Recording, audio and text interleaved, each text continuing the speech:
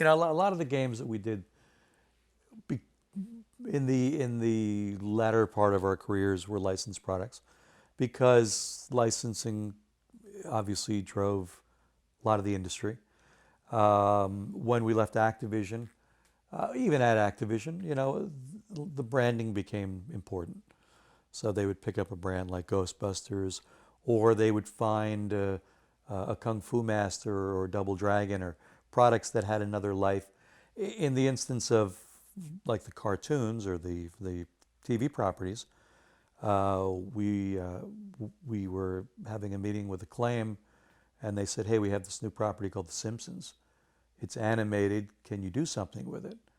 So Gary definitely looked at it and said, "Yes, we can." And then Gary, myself, and our producer went to California, met with Groening and his producers, and talked about how do we turn this into a game.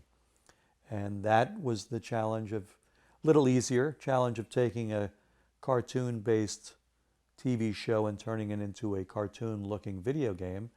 But then we had done other properties in our life. God, we worked on Home Alone.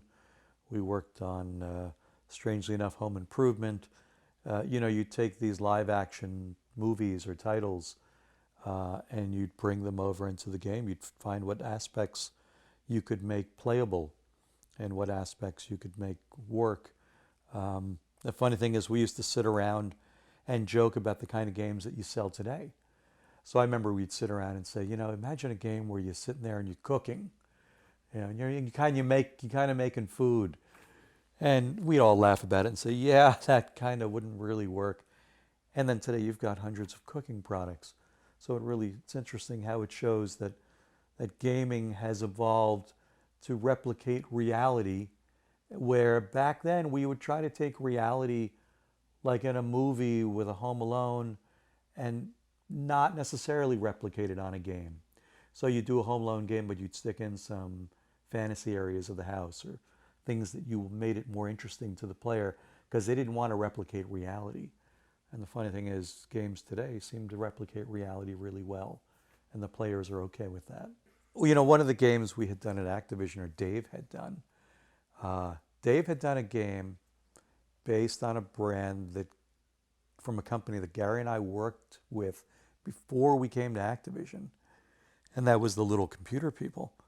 Dave had done Little Computer People. Do you remember what that was? It's a genius game.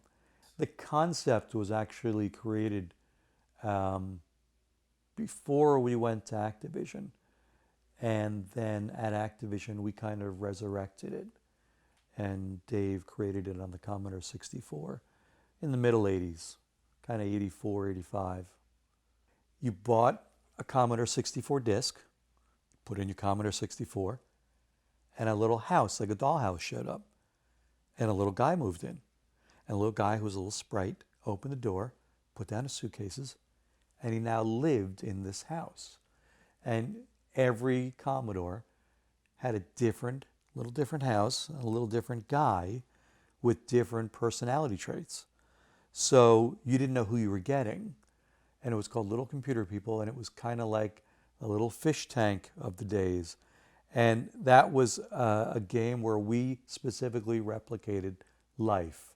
I worked on the Apple II version of it and part of the Commodore. Dave and Gary worked on the Commodore 2 version. And that was a kind of a different game where we wanted to make reality in your Commodore. And it was a fabulous little game where you could watch the guy live, literally walk around the house, go make dinner. He'd walk up the stairs, he'd play the piano, we'd go to the John, close the door, and the different personalities. You'd have a guy who was really, really a pig. So he'd change clothes and you'd leave a little pile of clothes there, open the cabinets, leave them open. And sometimes he'd go and he'd knock on the screen.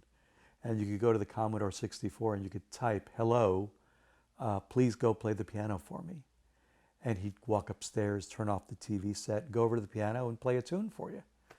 And it was one of the original kind of Sims where we started replicating life.